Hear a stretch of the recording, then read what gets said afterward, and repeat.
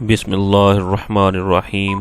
حضور صلی اللہ علیہ وسلم نے فرمایا، جو بندہ دستکاری سے شام کو تھک جائے تو اسے بخش دیا جائے گا۔ طبرانی۔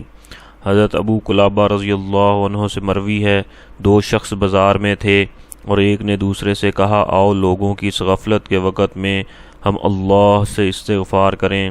انہوں نے کہا، ان میں سے ایک کا انتقال ہو گیا تو خواب میں یہ مرنے والا اس زندہ کو ملا، تو اس مرنے والے نے کہا کہ تجھے معلوم بھی ہے کہ جس شام کے وقت ہم دونوں بازار میں تھے اس روز اللہ تعالی نے ہم کو بخش دیا تھا۔ ابن ابی دنیا۔ حضرت صلی اللہ علیہ وسلم نے فرمایا، جو شخص معاملہ کرنے میں نرم سہولت دینے والا، قریب کرنے والا ہو، اس پر دوزخ کی آگ حرام ہے۔ حاکم۔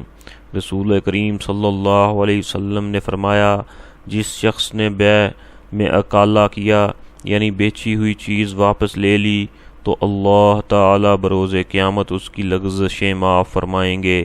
ابو داؤد۔ اللہ رب العزت مجھے، آپ کو اور پوری امت مسلمہ کو حضور نبی کریم خاتم النبیین سرکار دو عالم صلی اللہ علیہ وسلم کے طریقوں کے مطابق اللہ رب العزت کے حکموں کو پورا کرنے کی توفیق نصیب فرمائیں۔ آمین۔